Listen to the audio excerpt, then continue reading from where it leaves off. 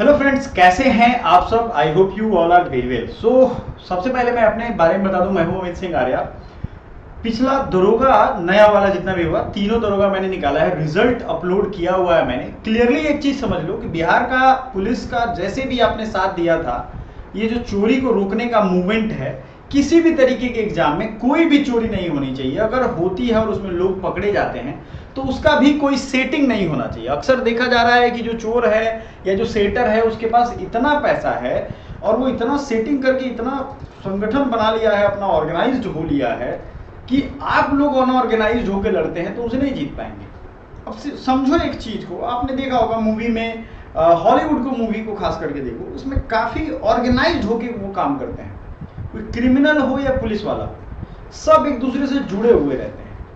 बात समझो आप इस चीज को, क्यों आपको समझना, क्योंकि आप जिससे लड़ रहे हो, जो चोरी कर रहा है, वो ऐसा नहीं है। आपके दिमाग में ये बात नहीं आना चाहिए कि नहीं भाई एक ही सीट तो ले जा रहा है, ले जाने तो हमारा थोड़ी ना ले जा रहा है, वो आप ही का सीट ले जा रहा है। जिस टाइम में आप ये सोच रहे हो उसी टाइम में वो फोन करके किसी से इस बात के लिए वो पैसा मांग रहा है, डिमांड कर रहा है कि भैया हमें पैसे दो, हम आपका रिजल्ट करवा देंगे।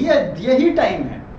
इस चीज को समझो। देखो, पढ़ना क्या फायदा, पढ़ के दुनिया भर का लूसेंट रट जाओ, घटना चक्र रट जाओ, सारा चीज रट जाओ, और आखिरी में 2 साल 3 साल एक एग्जाम पे देने के बाद पता चले कि उसका सेटिंग हो गया, रिजल्ट नहीं आया, तो एक रूम में बैठ के फ्रस्ट्रेट होगे, माँ बाप का ताना सुनोगे, माँ बाप की मजबूरी सुनोगे, परेशान होगे। जिंदगी रुक सी जाती है इस सरकारी नौकरी की तैयारी में। इस चीज को समझो। माँ बाप अलग चीज समझ रहे हैं और आप अलग चीज समझ के तैयारी कर रहे हैं। तो ये व्यवस्था जो गड़बड़ हुई है, इसमें ठीक करने के बारे में हम लगातार आपको बता रहे हैं, समझा रहे हैं। क्योंकि मैंने अपनी पढ़ाई बनारस हिंदू यूनिवर्सिटी से की है, BHU से की है, अपना UG PG पोस्ट ग्रेजुएशन वहीं से कंप्लीट किया है, अभी रिसर्च फेज में हूँ।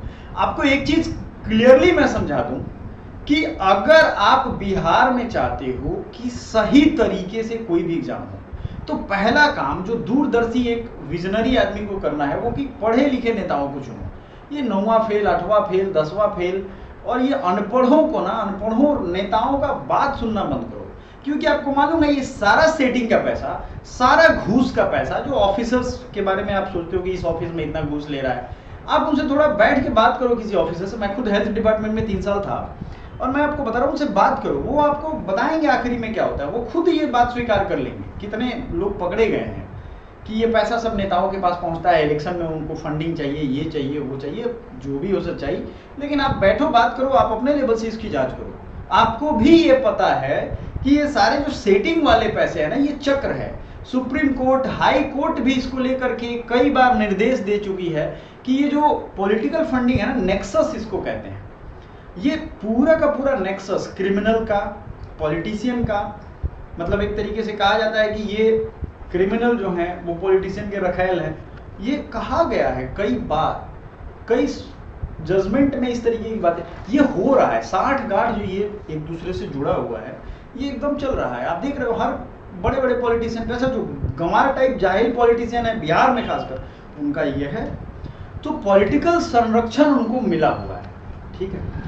और इनके जो ये चीले चपाटी हैं बिहार में, देखो 2 4 5 लोगों के पास पैसा है, सबके पास पैसा है नहीं। किसके पास पैसा है? नेताओं के पास। दिखेगा नहीं, वो उजला कपड़ा पहनते हैं, आपको लगेगा कि 200-400 का कपड़ा होगा, लेकिन वो आप पता करोगे तब सही से पता चलेगा। उसके धुलने में जितने खर्च होते हैं डेली, मतलब एक कपड़े में, उतने में आप लोगों का डेली कपड़ा आ जाएगा। ये हाल नेताओं ने जनता को गरीब करके अपना हाल किया। दूसरी चीज, सीधा समझो इस चीज का मतलब कि नेताओं के पास पैसा है। दूसरा, जो बड़े बड़े ऑफिसर, जो करप्ट ऑफिसर्स हैं, उनके पास है। तीसरा, जो इन दोनों के द्वारा संरक्षित लोग हैं, मतलब जैसे मान के चलो बालू माफिया हो गया, ठीक है। बिहार में तो फिल्म इंडस्ट्री है नहीं कि फिल्म माफिया होगा, इंडस्ट्री माफिया होगा। पहले एक चलता था रंगदारी, अभी भी चलता है, सुनते हैं। सुनते क्या है, मतलब पेपर में निकलता है कि इतने रंगदारी मांग लिया, उसने गोली चला दिया उस रंगदारी के लिए, ये सारा चीज। इन्हीं लोगों के पास पैसा है और ये पैसा आप भी जान रहे हो कि कैसे राउंड ट्रिपिंग हो रहा है, गोल गोल घूम रहा है पैसा, इधर का पैसा उधर। आप मेरा इधर साथ दीजिए, वो कैसे एक एग्जाम का सेटर जो 1-2 एग्जाम में उसका बेल हुआ है, केस चल रहा है, वो फिर से वही काम करता है। तो भाई गुलामी की जंजीर में बड़े हुए हो ना। एक उससे बात हो रही थी एक स्टूडेंट से मेरी, तो वो कह रहा है कि हम लोग अभी आजाद कहाँ हुए हैं, अभी तो हम लोग इसी सब में गुलाम फंसे हुए। तो वो एक हिसाब से ठीक ही कह रहा है। इस आजादी का फायदा ही क्या कि 20 साल 10 साल तैयारी करो। 40 आदमी तो इस पहले, एक बात समझ लो आप कि पहले के इंसान ना जीते थे 80 साल 90 साल। आज के लोग जो हैं, अभी के लोग, वो नहीं जी रहे हैं इतना। इस चीज को समझो, बात समझ में आ गया? तो अब वो दिन गए कि आप सोचोगे कि हाँ बहुत लंबे समय तक जी जाएंगे। 40 साल तक तैयारी करोगे, जाके शादी करोगे कि नौकरी करोगे, जिंदगी में तो यही कंफ्यूजन उसके बाद रहेगा। तो आंसर की जो है ना बिहार पुलिस का, ये जारी होना चाहिए। और जबरदस्त सेटिंग चल रहा है, ये भी आपको पता है। और पिछली बार जितनी भी वीडियो बताया था, मैंने बनाया था, उसमें इस बात का फर्क पड़ा था कि ये सेटिंग वाले लोगों को रोकना है। तो एक चीज समझना है आपको, मैं थोड़ा साइड हो जाता हूं, ये आप लोग जरूर देखो, इस लाइन को पढ़ो। सुभाष चंद्र बोस ने लिखा है, याद रखें, अन्याय सहना और गलत के साथ समझौता करना, ये सबसे बड़ा अपराध है। क्या क्या है? अन्याय सहना और गलत के साथ समझौता करना, ये अपने आप में एक बहुत बड़ा अपराध है, याद रखिएगा। हेलो, हाँ जी,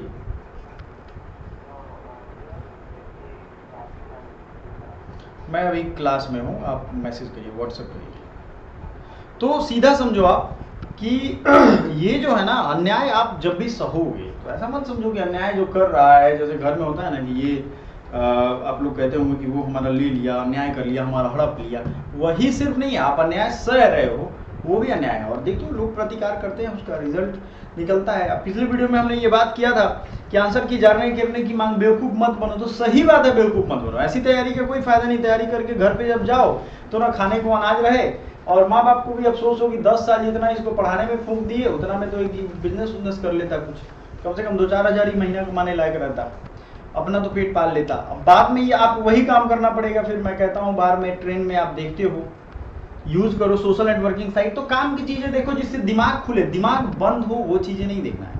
21 तारीख का दिन सेट किया गया, ट्विटर पे इस बात को किया जाएगा जब सारे एग्जाम में, बिहार में लगभग एग्जाम में ये पेपर आंसर की दिखाया जाता है, किसने कितना आंसर की। आपका मान लो अभी सेटिंग नहीं हो पाया, या अभी लग रहा है ईमानदारी से एग्जाम हो गया, आगे चल के सेटिंग हो जाए, क्या कर लोगे? कोई सबूत रहेगा आपके पास? पारदर्शिता एग्जाम में रहेगा? नहीं रहेगा। इसीलिए मैंने पहले इतना भाषण दिया कि ये नेताओं का और इन लोगों का जो सांठगांठ है, ये तो चाहते ही हैं कि भाई ठीक है, तुम इस लेवल पे शेर बन गए, बहुत बढ़िया, 20 लाख बच्चे को इस बार इनका आत्मा जग गया था, अगले राउंड में हम बेवकूफ बना देंगे। आपको एक चीज और सच्चाई बताते हैं, जितने भी एग्जाम चल रहे हैं, इनका आनंद फानंद में एग्जाम लिया जा रहा है, और इसमें आप लोगों को लग रहा होगा कि बड़ी ईमानदारी से हम कोशिश करेंगे तो हो जाएगा और फाइनल आ जाएगा। तो अगर इलेक्शन से पहले फाइनल रिजल्ट सबका आ जाए तो बड़ी अच्छी बात होगी, और ईमानदारी से आ जाए तो सबसे अच्छी बात होगी। अरे रिजल्ट अच्छा है तो क्या, वो जो पैसा दिया है उसको इस बात का गारंटी है कि चलो रिजल्ट आ जाएगा, तो उसके लिए तो अच्छा है। लेकिन सबके लिए तो तब अच्छा होगा जब पैसा नहीं दिए हैं या किसी भी तरह का सेटिंग नहीं किए हैं, और उसके बावजूद आपका रिजल्ट आ जाए, आपको भरोसा हो जाए कि भाई एग्जाम अब फेयर होने लगा है। जो भी चोर चकार लोग थे वो अब छोड़ के चले गए हैं। तो सेटिंग चल रहा है, उसके कई सारे video clip, audio clip, phone कर रहे हैं सब कि हम सीएसबीसी के ऑफिस से बोल रहे हैं, इतना में सेटिंग हो जाएगा, वो हो जाएगा, आपका कॉपी मिला है हमको, इसमें ऐसा आप रन के आए हैं, वो किए हैं, ये किए हैं। ये सब बकवासबाजी में नहीं पड़ना है, क्योंकि जब बढ़ जा रहे हैं लोग, गिरफ्तार हो रहे हैं, तो फिर मैया बप्पा करने लग रहे हैं। ठीक है, ये चीज आप समझ लो। सबसे बड़ी चीज कि बिहार की पुलिस भर्ती परीक्षा जो है, इसमें आंसर की जारी होना बहुत मायने रखता है। इतना ज्यादा ये लोग फॉर्म भरने में पैसा ले रहे हैं। सबसे दुविधा की बात ये है कि इतना ज्यादा पैसा आप दे रहे हो और आपको ये भी अधिकार नहीं है कि आप अपना आंसर की देख पाओ। आप खुद सोच के देखो, अगर उसमें फेरबदल हुआ, चोरी चकारी हुई, तो आप क्या कर लोगे? जाहिर सी बात है, हमने जो कॉपी भरा है भाई हमें दे दो एक कॉपी, हम उसमें चेक करेंगे, हमें ऑनलाइन दिखा दो। बीपीएससी तो नहीं करता है ऐसा, वो तो दिखाता है सबको। 13-14 लाख, 12-13 लाख बच्चे फॉर्म ही एग्जाम में अपीयर हुए हैं, उतने का तो दिखा ही सकता है। अरे थोड़ा टाइम लगेगा, लेकिन तसल्ली तो रहेगा कि हाँ भाई सही हुआ है। तो ये जो आपके दिमाग में जड़ता एक है ना, जड़ बैठा हुआ है कि नहीं जो हो रहा है होने दो, उससे ऊपर उठो। कोई फायदा नहीं है ऐसे स्टडी का, ऐसे पढ़ाई का जो आपको मूर्ख बनाए। ठीक है, स्टडी, पढ़ाई चेतना को जगाने की चीज है। कभी भी अध्ययन करो तो इसलिए सिर्फ नहीं करो कि बस रोटी चल जाए। रोटी तो ऐसे भी चल जाएगा मेरे भाई। ये जो जिंदगी, तो वो कहते हैं ना, कुत्ता भी जी लेता है रास्ते पे, कीड़े मकोड़े भी जी रहे हैं। वो थोड़ी ना है उसको भी कोई कीड़े को एक थप्पड़ लगा देगा तो अपना रास्ता बदल के मर जाएगा या खत्म हो जाएगा। वही तो हो रहा है ना। कोई आया, दबा दिया, कुछ बोल दिया, कोई नेता बोल दिया, उसी के चक्कर में पड़ गए, उसी में दिन भर 1.5 GB डाटा खत्म करना, एकदम उठना है, वो ये होता है ना कि उठो जागो और लग जाओ 1.5 GB डाटा खत्म करने पे, स्वामी विवेकानंद ने कहा था। तो ये सब चीज नहीं करना है। स्वामी विवेकानंद ने कहा था उठो जागो और तब तक कर्म करो जब तक आपका लक्ष्य आपको हासिल ना हो जाए, और आपका लक्ष्य में ईमानदारी से एग्जाम कंडक्ट करवाना, वो भी हर एक एग्जाम। सो मैं डेली कुछ ना कुछ इस पे अपडेट लाऊंगा। आप सबसे गुजारिश है कि इसको ज्यादा से ज्यादा शेयर करिए, क्योंकि प्रतिभा जब भी दबेगा, एक चीज याद रखिएगा, वो राज्य या देश बर्बाद हो गया है जिसने प्रतिभाओं को दबाया है। अब देखो गड़बड़ लोग जाएंगे तो खुद जाकर के करप्शन करेंगे भाई, क्योंकि वो तो उसके दिमाग में तो है कि 10 लाख हम लेंगे। बिहार में सरकारी नौकरी करने के दो तो सबसे बड़े लोभ हैं, लालच है, समझ लो। एक है कि भाई ऊपरी इनकम, और दूसरा है कि शादी में दहेज मिल जाएगा। अब ये दोनों के चक्कर में, अच्छा जिंदगी खराब होने के भी ये दोनों दो तरीके, दो कारण हैं। एक तो नौकरी खराब है, वाइफ खराब है ना, एक मतलब शादी खराब हो गई और एक नौकरी खराब मिल गया। तो लोगों को बेसिक्स ही समझ नहीं। आप देखते हो ना, इतने बाबाओं के पास, इतने डॉक्टर के पास भीड़ होने का सबसे बड़ा कारण ये है कि बेसिक चीज नहीं है, और उसकी वजह से उनकी हेल्थ, मेंटल हेल्थ खराब होगी और फिर वो दौड़ेंगे इधर उधर। तो ये थोड़ा है, आपको प्रवचन टाइप लग सकता है, लेकिन समझने वाली बात है ये। इसको समझो और फॉलो करो। बदलाव आएगा एक दिन, एक समय ऐसा आएगा कि बिहार में ही सभी बच्चे और जो यहाँ के ऑर्गेनाइजेशन है उनका कोई दाल नहीं गलेगा, और वो इस चीज़ को मानेंगे, स्वीकार करेंगे और सुधार करेंगे। इसी उम्मीद के साथ हम फिर कल मुलाकात होगी हमारी। Thank you so much, bye for now.